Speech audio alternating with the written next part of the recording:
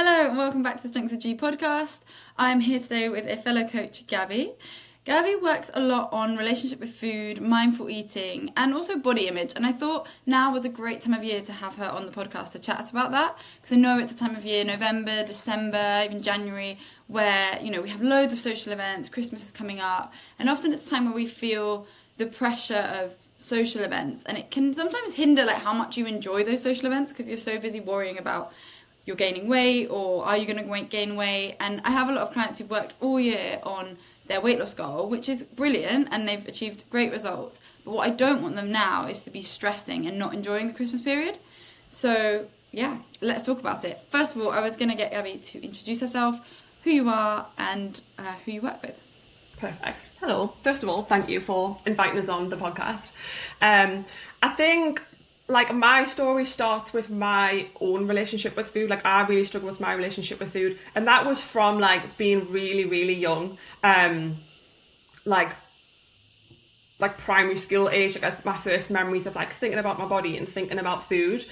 And I think because I grew up around diet culture and magazines where they tell you to look a certain way and then they give you this advice and restriction around food and kind of a pressure to be skinny. And I just kind of yo-yo dieted for my whole entire adult life, where I would be in good and I would be strict and I would lose weight, but then I would regain the weight, and then I would be strict again, I would lose the weight and I would regain the weight. And I never seen a way out of that. And then I think I followed some people online that were sort of binge nutritionists, and I was like, wow, I just thought it was me. I thought I was the only person that struggled that way. So I kind of started to unravel that. But then as I went through that, where I was kind of overcoming binge eating and working on my relationship with food, I felt like there was a bit of a gap between, but I still want to feel strong and I still want to feel confident in my body. And weight loss and toning up, that sort of thing, it was still important to us. So when I started to coach, I felt like I needed to build something that sort of worked on both sides, kind of brought that together. So that's when I built the Diet Culture Rebellion Method, which is my weight loss program. So we kind of unravel the diet culture and work on relationship with food whilst also losing weight and working on your body. So it's kind of bridging the gap between the both of them, so you can learn how to control snacking, feel more in control of food, but it doesn't have that super restrictive falling off, starting again cycle. Yeah, and apologies to everyone, there was a bit of a sound in the background. I figured out what it is. It's when my mic is on, so if it comes on while I'm speaking, if you can mute yourself. Okay. I think it is to do with the echo. So everyone, just letting you behind the curtain, but there is a little rustling sound that was building up while Gabbi was speaking, so hopefully you could still hear her. But I figured out if I mute myself, it stops. So we'll do that as we go. Yeah. Thank you, Gabbi. And we said the first thing we wanted to chat about was relationship with food and how to know if that is something you need to work on. So I know you had some thoughts and some notes on that.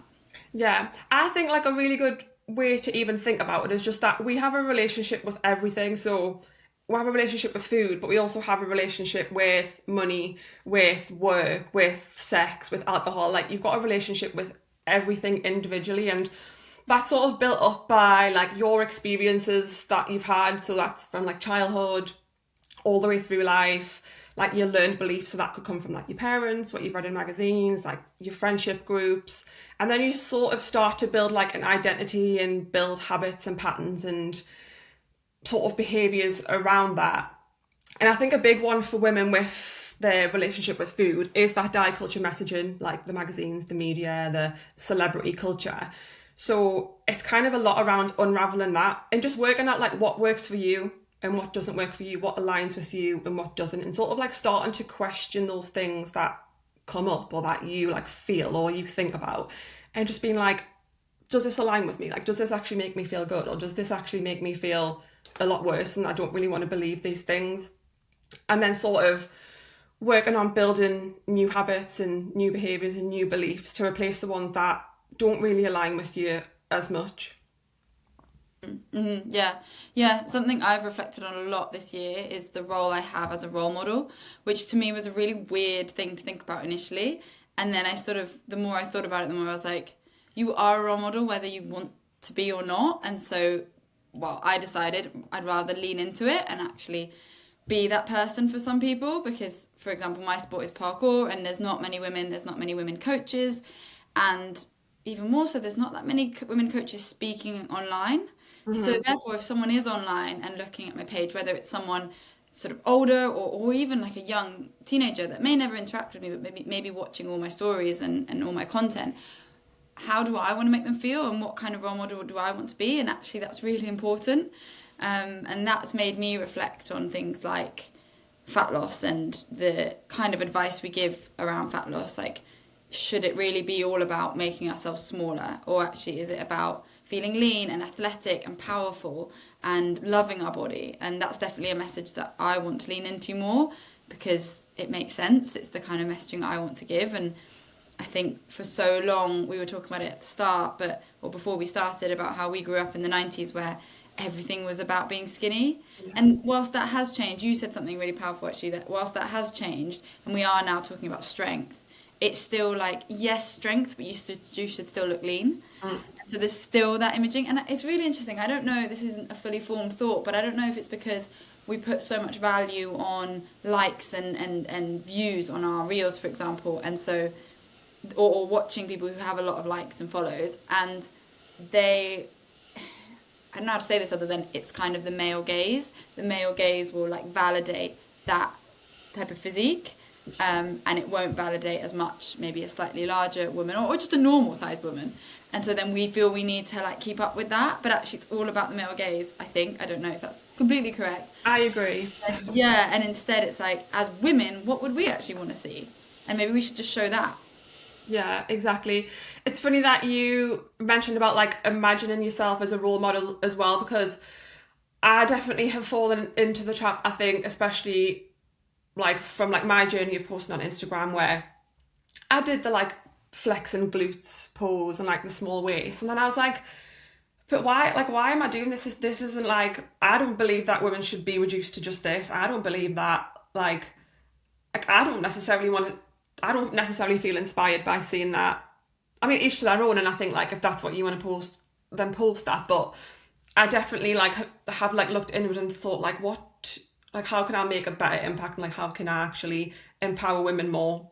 And that is more through like, I guess, the education and the understanding side of things. You said something else there, but now it's lost my... I was talking about male validation and how many likes and follows. So even if you're not someone who posts on Instagram, but you watch people who have maybe a big following or a lot of likes, and I'm wondering whether what gets the most attention is because it's male attention, and it's like, as women, is that what we want to chase, or do we instead want to share and show and watch women who are walking the talk that we're saying, like that you should be strong and healthy, and that you should care about not just looking a certain way, but also feeling good and fueling yourself, and having enough energy to actually go and learn something new and do a course or join a new class, and not be fixating just on how many calories you've eaten and how small you look in the mirror.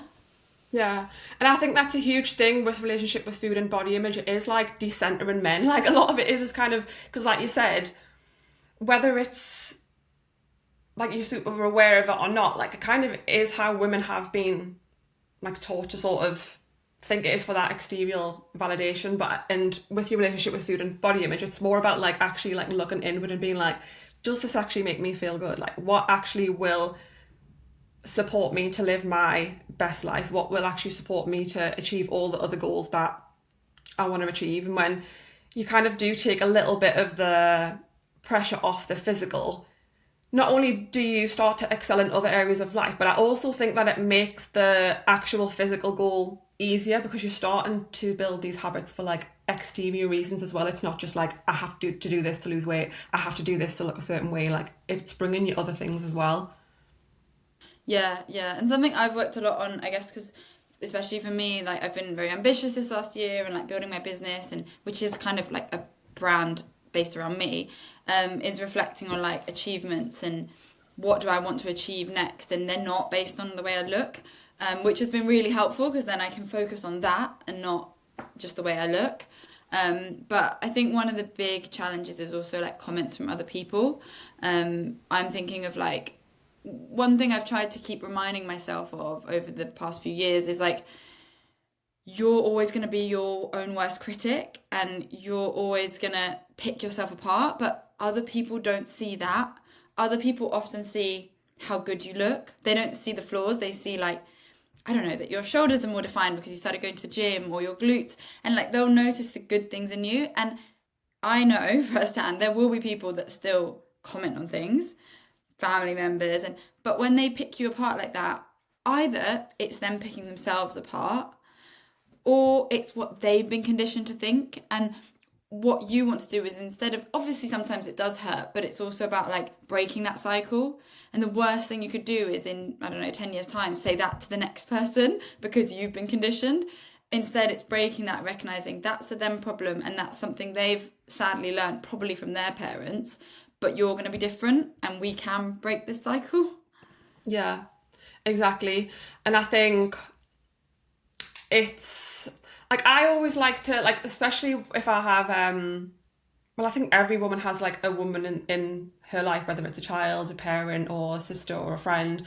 And like, I'll often kind of go back to, what would you want them to hear? Or like, what compliments would you want them to hear? Or like, what parts of themselves would you like them to focus on? Would you like your daughter to grow up kind of just thinking that the most interesting thing about her is her body fat? Or would you want your friend to doubt how she's putting herself forward in work because she's doubting whether she's like slim enough or whether she's lean enough? I think it can, because like I know you mentioned the self-criticism. I think it can sometimes be hard to, it's so much easier to think about other people than yourself for some reason. Like, it's so much easier to talk shit about yourself than you would ever, like, you might talk about yourself in a way that you would never even dream of speaking to somebody else. And it's just funny how we've been so normalized to do that. And I also think like it's a strange, like almost maybe British culture a little bit, where like appreciating yourself's like looked down upon, almost. Like if you were like, oh, I really like how my arms look today, people would be like, oh god, she loves herself. But like, yeah, and like, and I think it's kind of also unlearning, it's a lot of unlearning that, like, you're allowed to appreciate yourself, you're allowed to like blow smoke up your own arse, like the same way as you would to all of the other women in your life that you love and appreciate and admire. Yeah, yeah, I love that. And I was, while you're talking, I was trying to think, is it a British thing? Because I'm half Italian, so I was like, is it different in Italy? And subtly, although Italians can be so critical as well of body as well, so they hold themselves to a really high standard. There's like, whenever I go back to Italy, people dress really well, like very, like, what's the word, like classic and smart. And so obviously there is a lot of pressure on women and men actually to look great, but I do think they are more like proud of it, like they'll sort of love themselves, and that's a good thing actually.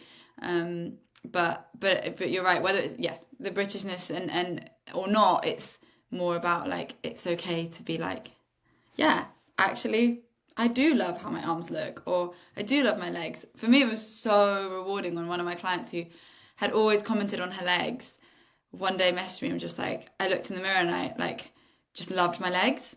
And that was just such a nice thing to be like, cool, like, you know, she's strong, she's powerful, she's been training hard in the gym, she has ambitious goals in the gym with her like gymnastic skills and with her running, and to be able to now be like, my legs allow me to do that and I love my legs, was just, yeah, it was a really powerful moment. But it is, yeah, moving away from just criticizing yourself all the time. What was next on your list? I've muted Gabby, that's why. No, I was just going to say, I think that as well. I bet there's sort of an element of like shifting goals from like, I should be slim and I should look this way, to like, how do I actually want to look? No, like, I want to be strong. I want to be able to do these things. And like, that's how I can appreciate like how my legs look now, because it's kind of like shifting from other people's expectations to like your own. But it was, I think an important thing to go over will be like, how to know if you need to work on your relationship with food, or like how to know if your relationship with food's in a good place. And I think some signs that you might need to work on your relationship with food, at least what is common with like my clients and the women that I work with, is a lot of overthinking about food. So whether it's like, is this healthy? Is this bad? Am I going to lose weight? Am I going to gain weight? Like, what is this food? Like, because there's so many mixed messages. So I think like the overthinking about food, regretting choices as well. Like, maybe even something might feel good in the moment, but like as soon as you've ate it, you're like, oh, why did I eat that? And like also I think that feeds into like not feeling in control, like not really feeling like you're making the choices. It's like exterior to you, like I'm just not in control of what I eat or what I don't eat. And then that can kind of go into the cycle of like you're either overeating or you're undereating, and go in between a bit of like restriction and fuck it mode. I'm eating really, really well, but I've ruined it now, so I'm just gonna start again on Monday, and kind of maintain in that cycle. And sort of not necessarily knowing the difference between being physiologically hungry or psychologically hungry, like actually wanting food and needing like energy from food, or just feeling emotional or stressed or bored, and then the sort of guilt and shame that surrounds that. And I think like sort of holding like moral, like a moral sort of feeling around food and around your food choices. Yeah, it's interesting. And I guess, correct me if I'm wrong, but when you were saying at the beginning there about like feeling slightly out of control of what you're eating and sometimes eating something and then immediately regretting it, and it's that loss of sense of control. Someone who is experiencing that, whether they want to lose weight or just want to like maintain their weight and not feel like they're gaining weight, but would you address that in the sense of like, is it not feeling guilty, like not blaming yourself, like it's okay to sometimes just grab the food and then after be like, oh, why did I eat that, but whatever, moving on?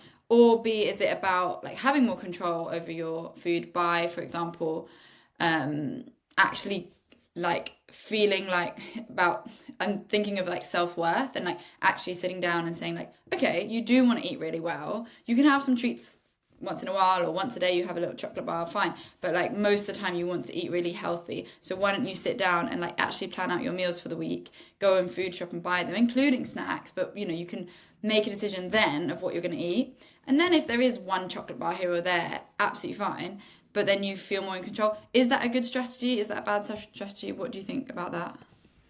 I think like my first port of call is building that structure with nutrition, making sure that you're hitting your body's and meeting your body's energy needs. So that would be like sufficient protein, fiber, fats, and also like eating regularly as well, because we don't want to leave like huge gaps between meals to get that point where, because often it is in that like extreme hunger where it's really hard to make a decision around food when you get to that like, oh my god, I'm so hungry, like nobody talked to us hangry stage. Like it's just so much harder to make decisions. You're just going to grab anything. So by like making sure you're meeting your body's not even just basic needs, but actually like optimal needs as well, it makes the next part, like the relationship with food part, the mindful part, like so much easier, because you're eliminating so much of that like emotional response with food, like where you're like, right, you're hungry, and you're satiated and you're fueled the way that you need to be. Yeah, yeah, that makes sense.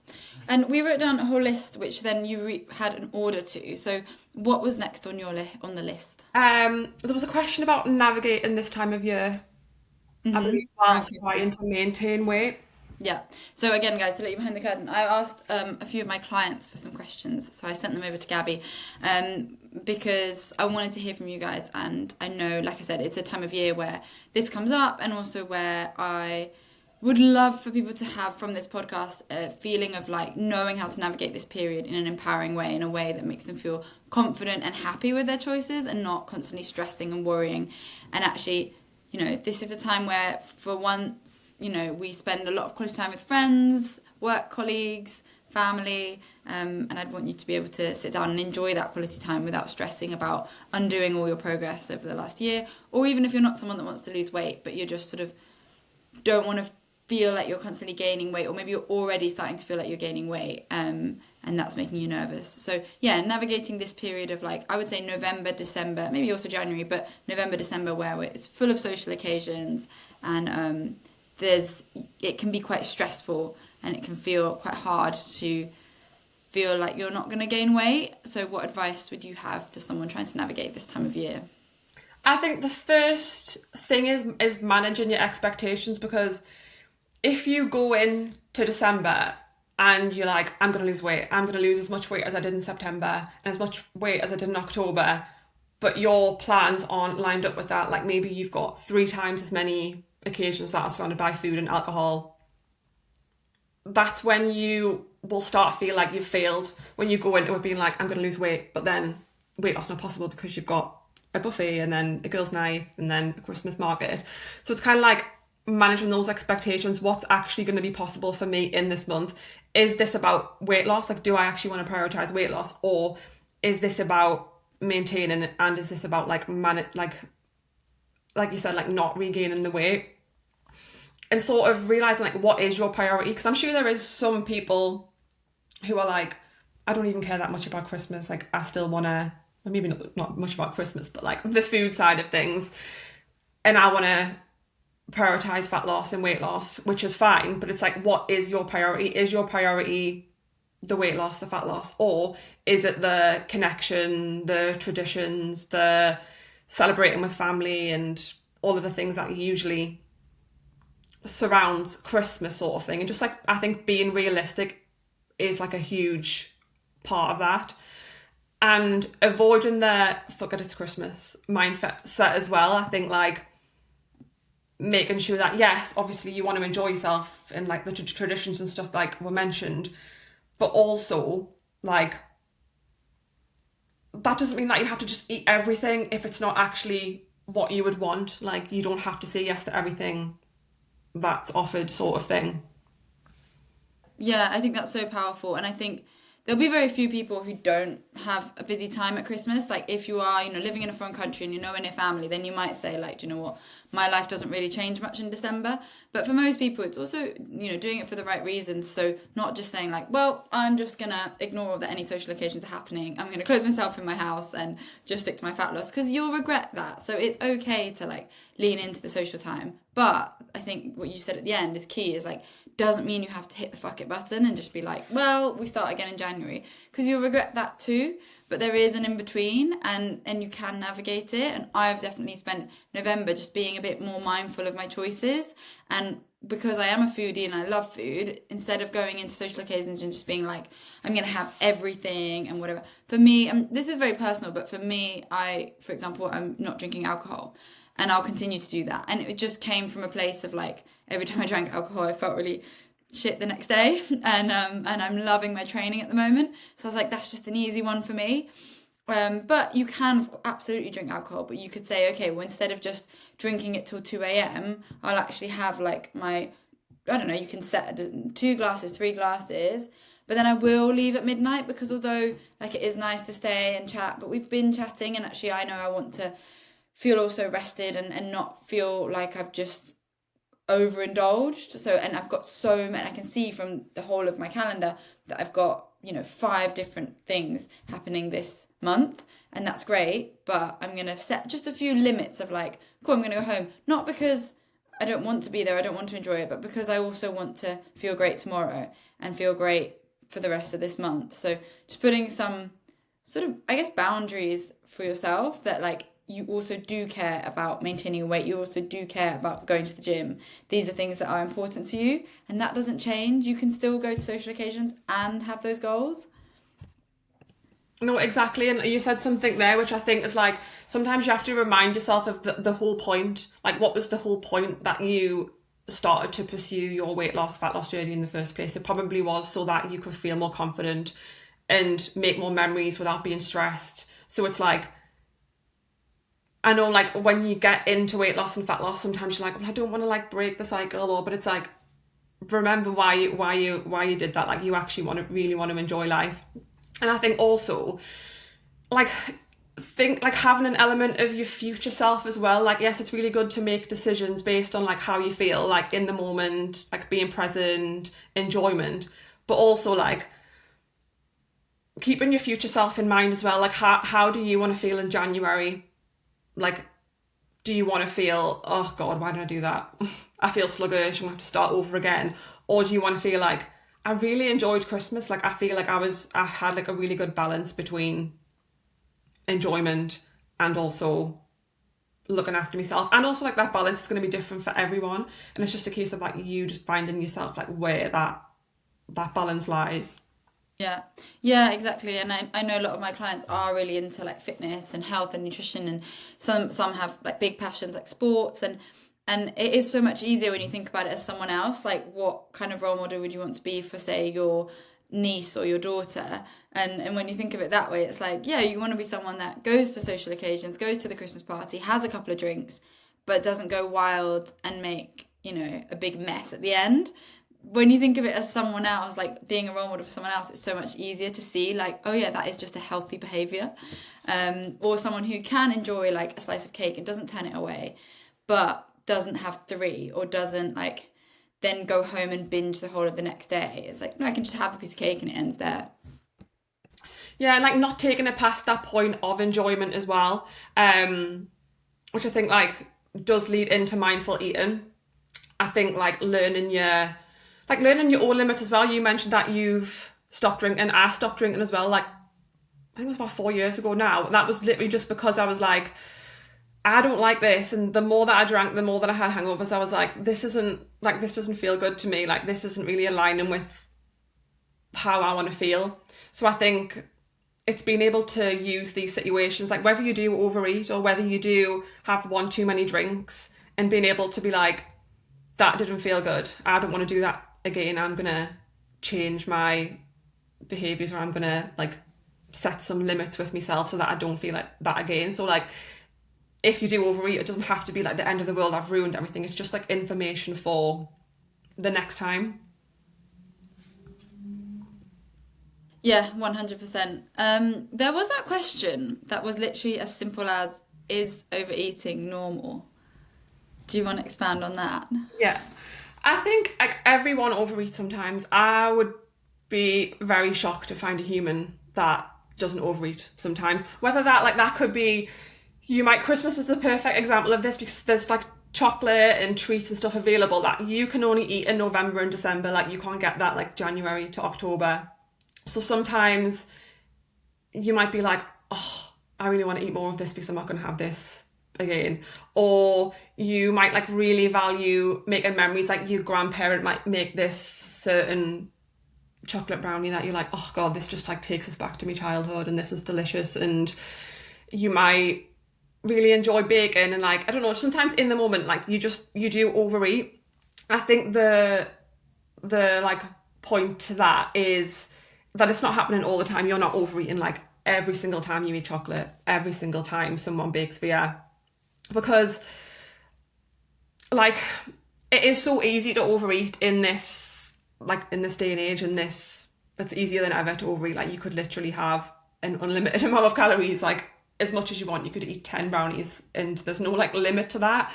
So although I think like you shouldn't be critical of yourself every time you sort of maybe overeat or think, God, I should have maybe stopped then, I should have stopped when I was full.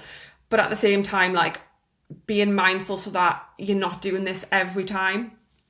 And like I think a good example of this is like I will sometimes eat for comfort. So say for example, I went for my smear test like last year, and I was quite like, I just didn't really want to go for it. I was kind of like, it was an overwhelming thing. And I was like, it's next to like a shop where they sell like these delicious snacks. I was like, after my smear, I'm going to go and get those snacks. And like, that did bring me comfort, and like, it actually brought us comfort.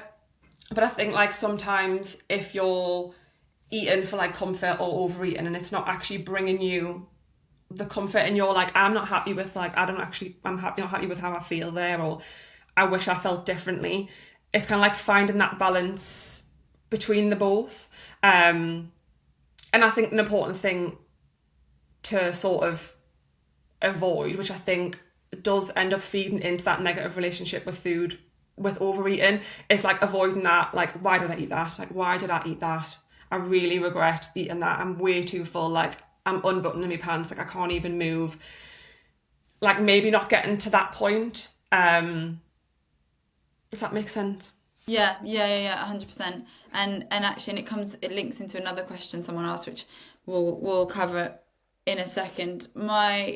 For example, I always eat a bit more on my period, and I usually have at least one evening or one day where I'm like, I am just craving so much chocolate. I really want it. But like you said, I want to enjoy it, and it's okay because I know it's around my period. I also saw some research that we actually expend more energy around our period. So, like, what your normal amount of calories, amount of energy that you need is actually a little bit higher around your period. So it's natural to feel more hungry. I have a few little rules like that. I always will still eat main meals. So like I wouldn't just like skip dinner and then have all the chocolates and cookies instead, because then all I've given my body is that. So I will make sure I have dinner. Also because presumably that makes you fuller, so you're less likely to overeat. Well, I probably still did overeat in total, but like not as by as much, like you say, not to that binging point where you're like, I feel sick. And also something I do, and maybe some people can relate to this, is because I live basically on my own. Like I have a flatmate, but this last period I had she was away, so it was literally just me. Is I made a point is that I was in a big Sainsbury's and I just bought like single items, so I didn't buy like a family bag of chocolates. I think I found these like really specific kind of home cooked as much as they can be in Sainsbury's, but individual cookies. And there were two, and I couldn't decide between them, so I just bought both.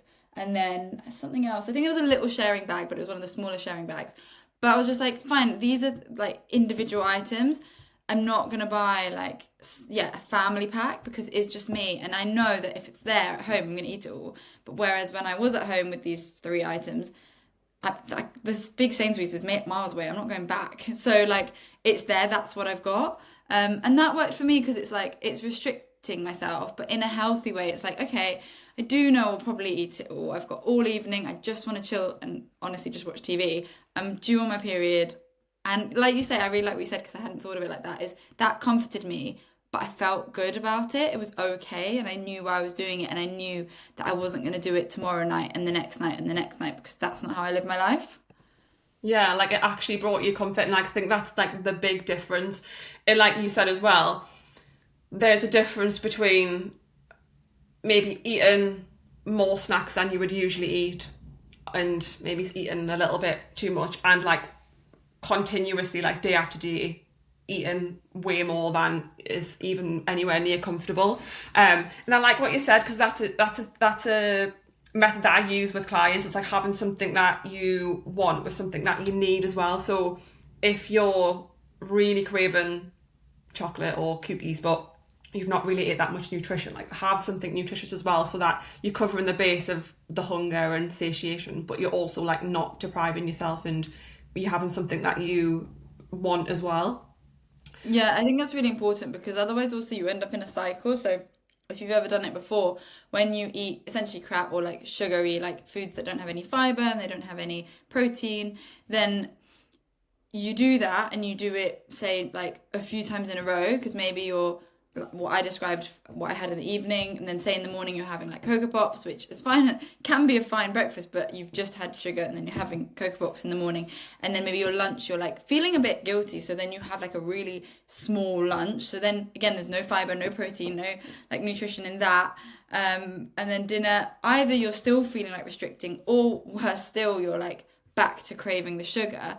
You end up feeling crap, feeling bad, and then if you're feeling bad, you're more likely to go for these foods as comfort. Whereas, so that's why there's kind of these like almost like signposts or like goalposts where it's like you have a healthy breakfast, you have a healthy lunch, you have a healthy dinner, because those things give you energy so that your brain can function, so that you feel energized, and then you're more likely to have energy to go for a run or to go for a workout.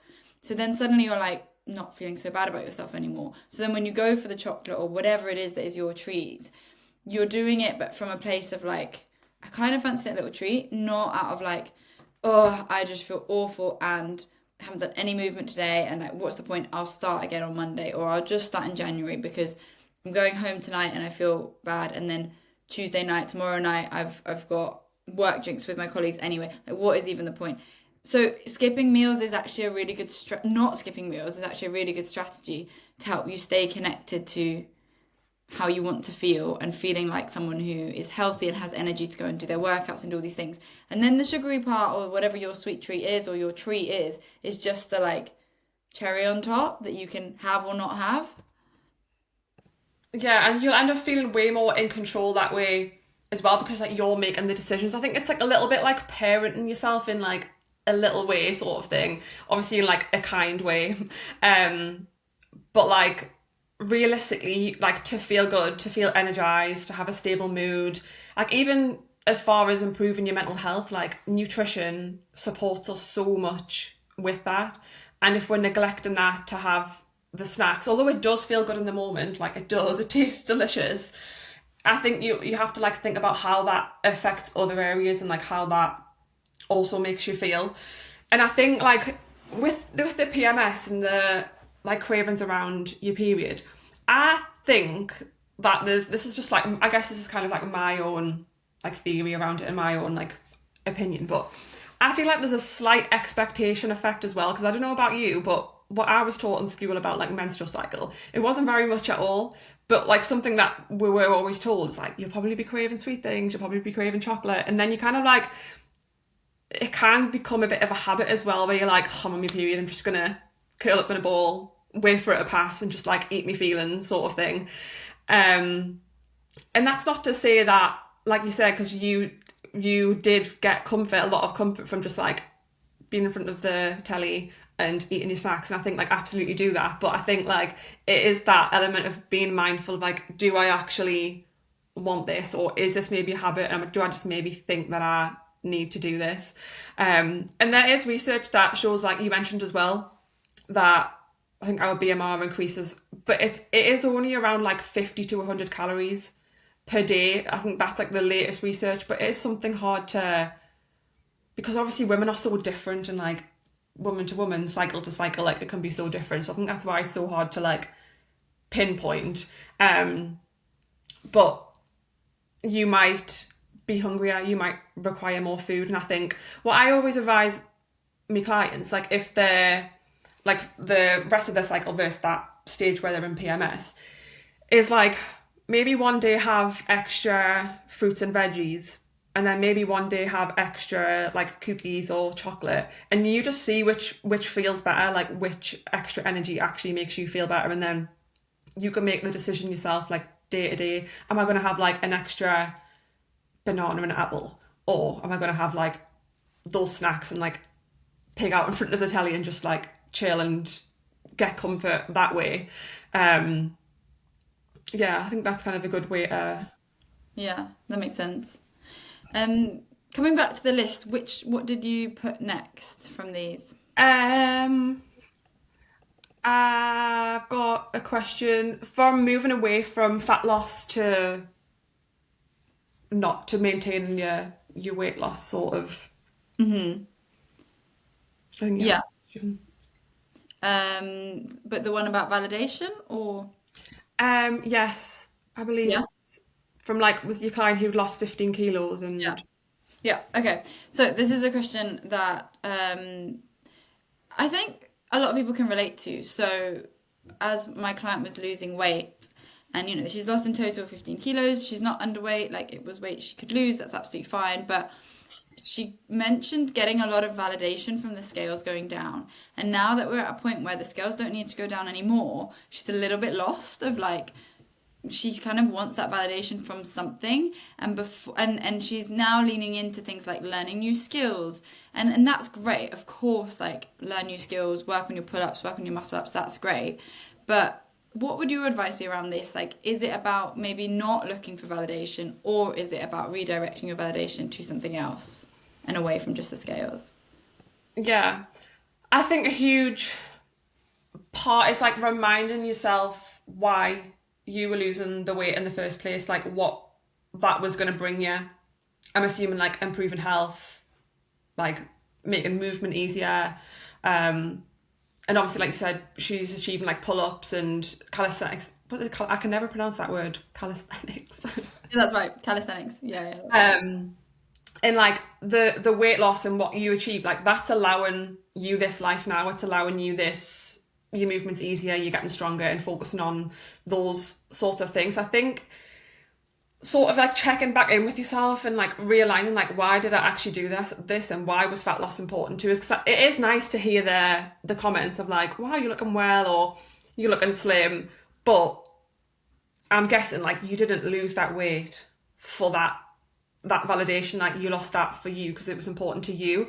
And it sounds like she's living that life that she sort of like was working towards.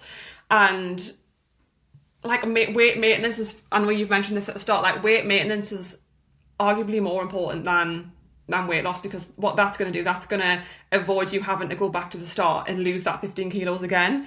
And I think that's a step that people often maybe like underestimate the importance of, would you say? Yeah, like underappreciate. I think that's such a nice way to put it, is like reminding her that this is what she was working towards. She's there. This was the life she wanted, that she came to me for, that she decided to invest in a coach, was to lose this weight and feel lighter, and so that she could feel lighter doing her parkour.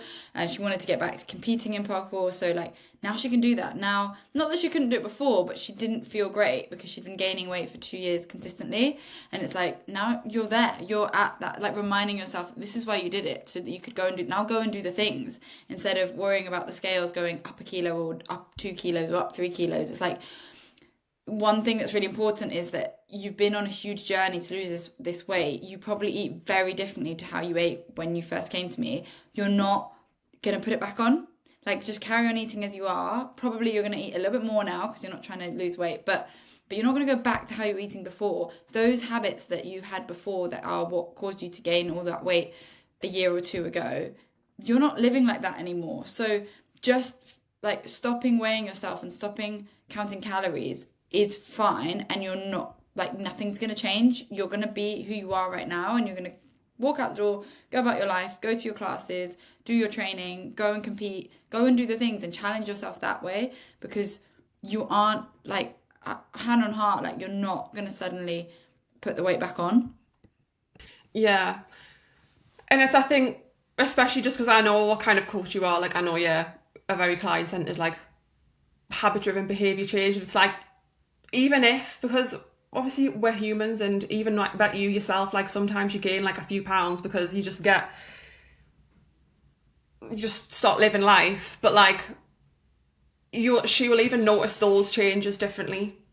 It's like you're living a completely different life now with different habits and different lifestyles. So it's like, yeah, like no one can really take that away from you once you've learned and you've done the unlearning and the relearning.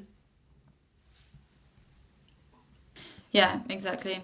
There was a question around hectic schedules as well, and like someone said they'd always wondered, if I get in late from work, and I know I haven't eaten enough throughout the day, is it better to have a light meal late at night for my body?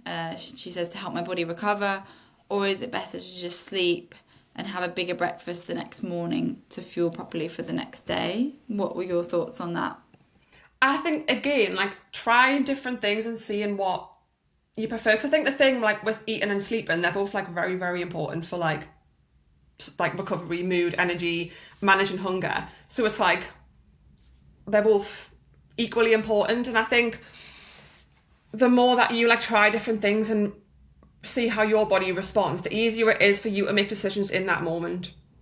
I think like sometimes it is worth having fuel. Like obviously it also depends like when she last ate, because say for example you're like coming back from work and you've not eaten for like 5 hours, and then you're going to go to sleep and fast for another 9 hours. Sometimes it is worth it to like have it. I guess it depends what you were going to eat as well.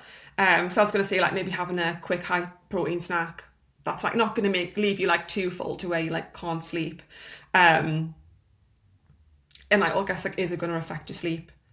Because it's quite a hard question to answer. It's because they're both equally important, but it is totally dependent on, because I can like come in from a long day and I'm just like, I just want to go to bed. I personally would usually eat like a high protein pudding or something, because I'm like, I've missed protein. I want to make sure that I'm hitting my protein target, but also I'm not going to have a full meal because like that would just be like, I would be lethargic.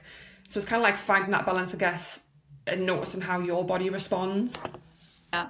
Yeah, I think that's a great point. And it's not like you can't eat or you shouldn't eat. Like, by all means, especially if you haven't eaten for 5 hours, I find it quite hard to fall asleep if I'm really hungry. So, probably, yes, have something. But, like you say, don't feel like you have to whip out and cook a whole meal. You can just have a snack. And actually, I think arguably, I don't know all the nutrition science behind it, but in principle, you're refueling, so you're going to wake up with a bit more energy, which is probably a good thing. And then still have a big breakfast because you did just have like probably a 200-300 calorie snack, which is not a meal. So when you wake up in the morning, you can also have like a decent breakfast as well. Yeah, I agree. I'm also the same. I can't fall asleep if I'm hungry. I'm like, me Yeah. stop. Like, what's happening? Yeah, I think yeah. That's a good idea. And almost on the same vein, but another question was when I come home from work, I'm hungry, but I have to cook or at least reheat food and prep it.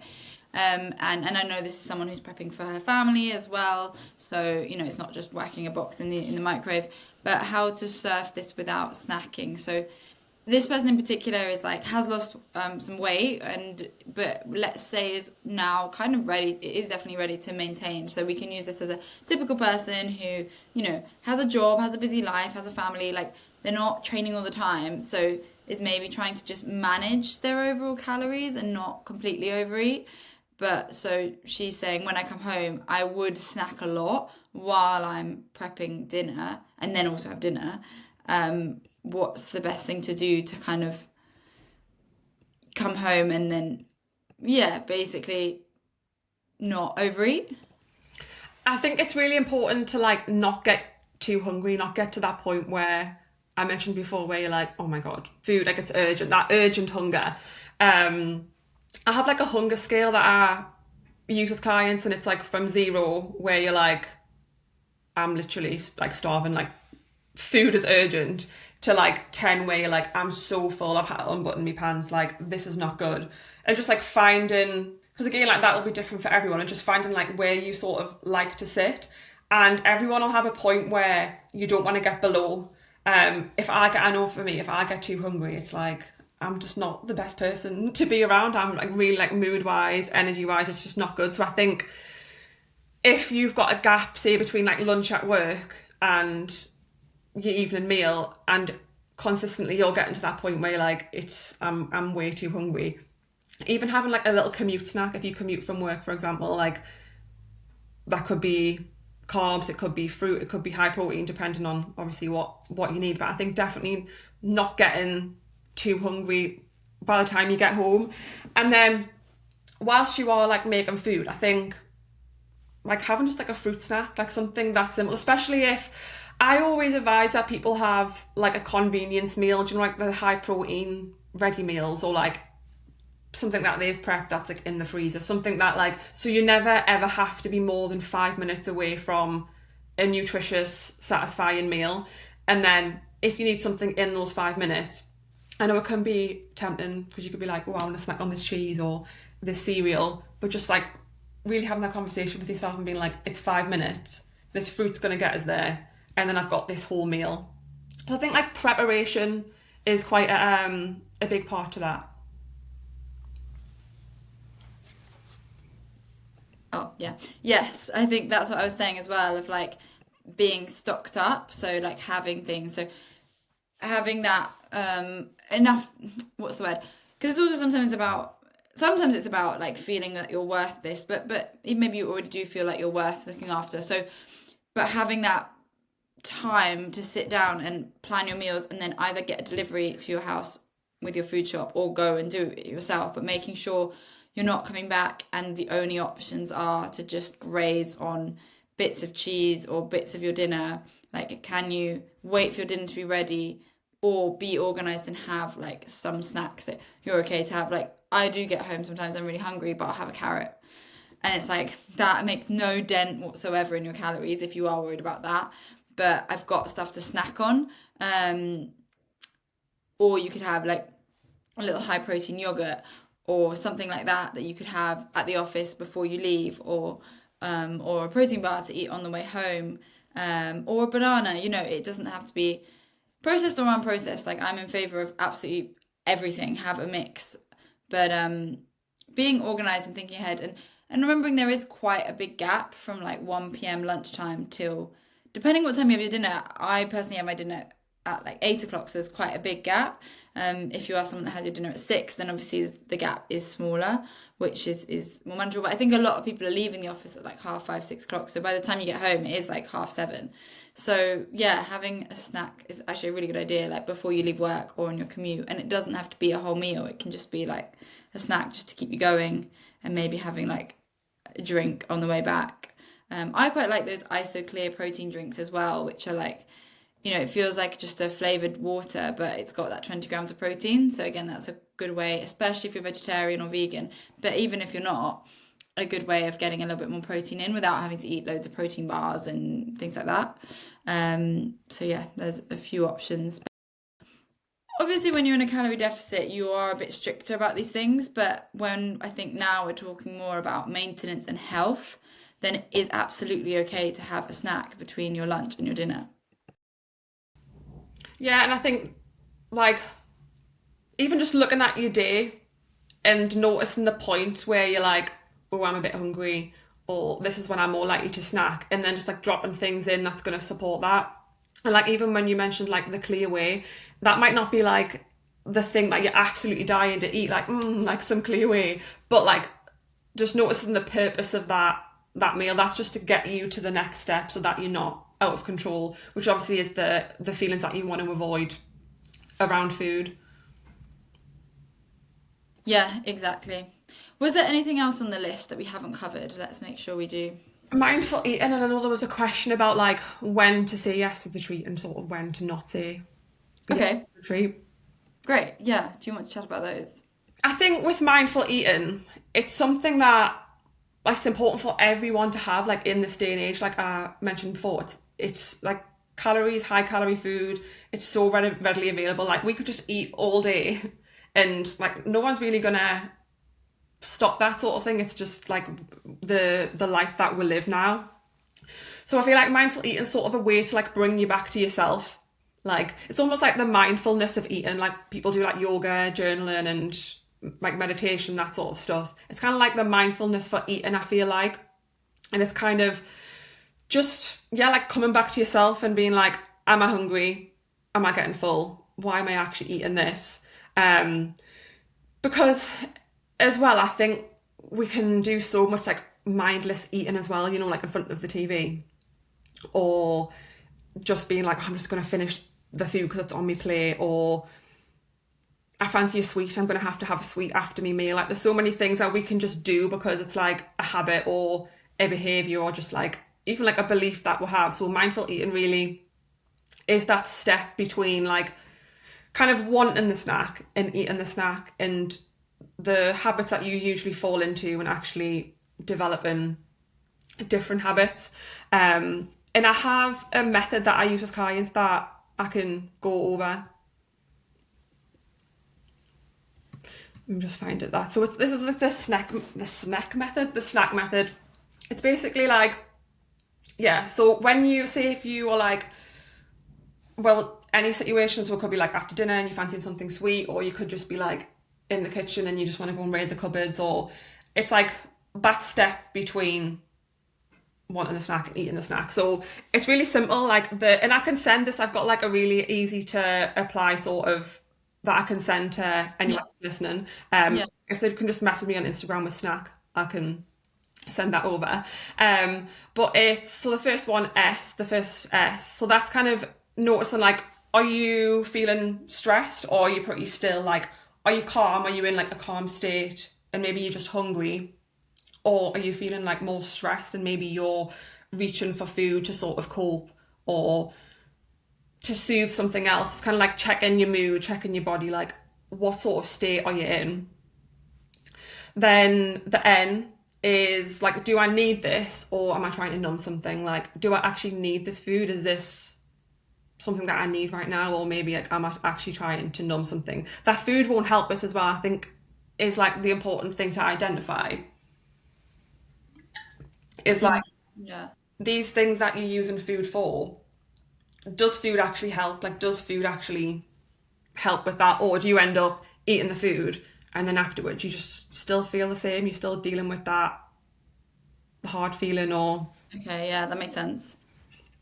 And then the A is for awareness. So, like, are you actually aware and present in this moment? Because sometimes we do just like eat. Like, for example, I think watching TV is a really good example because I've noticed if I'm having snacks and say I'm watching something quite stressful, I'll be really like just eating and I'm not even, my brain's not even with the food. It's not really processing like, okay, we've had that mouthful. It's like stressed in the movie or like whatever I'm watching. So I think like making sure that you are actually aware and you are actually present like with this food that you're eating. So even just taking a breath and pausing can be a simple way to sort of bring that around. And then C is choice. So like remembering that it's like this is literally your choice, like you're the one in control. And like even if you have a coach, like it's not about what George is wanting or what I'm wanting or what someone else. It's like you're the one in control. So what would actually feel best for you physically and mentally as well? Like what like how do you want to feel right now?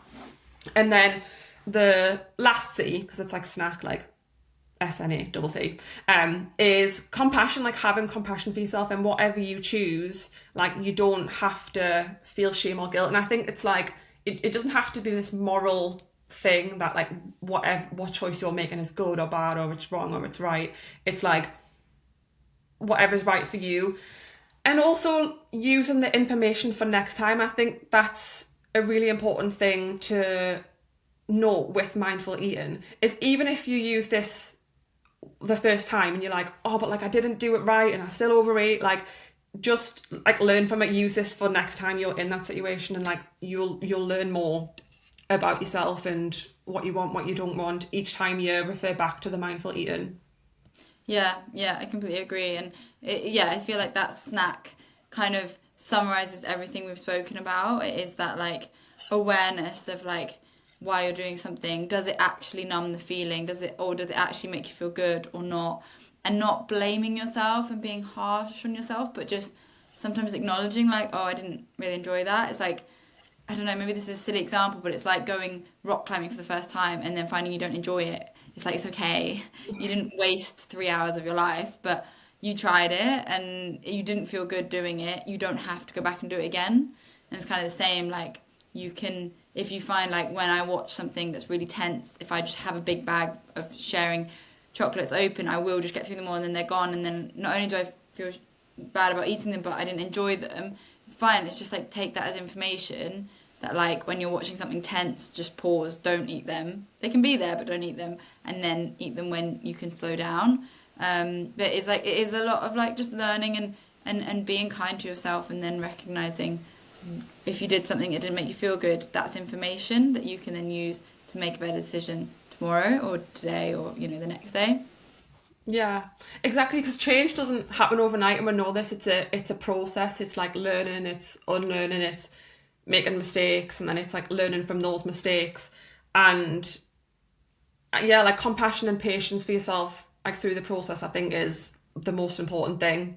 And I also think as well, like with this method, with mindful eating, especially if you're working on a weight loss goal or you're working on a fat loss goal or a physique goal, it's also worth bringing in like questions about aligning your choice with that goal as well and with that priority, because I guess like you could go through the snack method and maybe like you've eaten enough and you're not stressed and you're feeling calm, but you're still like, oh, like that brownie looks good, I really want to eat it.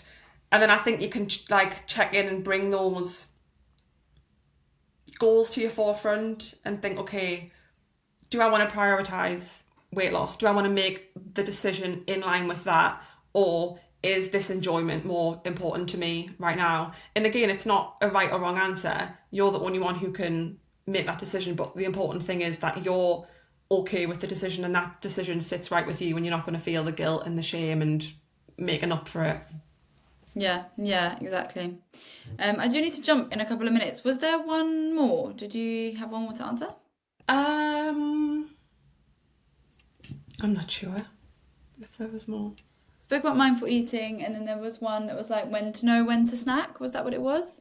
When to know when to. Um, Oh, I lost wait, let me find it. It was like, um, oh yeah, maybe we already answered this, but when to know when cravings are a normal part of life and having the ability to have a treat, and when to recognize cravings or food noise. Yeah, I think the snack method is perfect to use like in that situation. So when you're checking in with yourself and like noticing how you feel, have you eaten enough?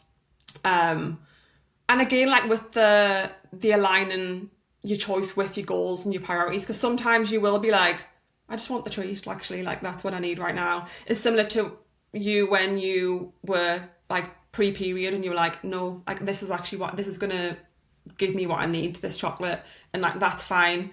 Um, but that probably wouldn't be a decision every time. I'm sure there's times where you would be like, no, like want to prioritize like my performance or my aesthetic, Oh my yeah, my fat loss. loads of times. Yeah, I feel like then the rest of that week I was like, I really care about feeling good this month, and I really don't want to get to Christmas feeling.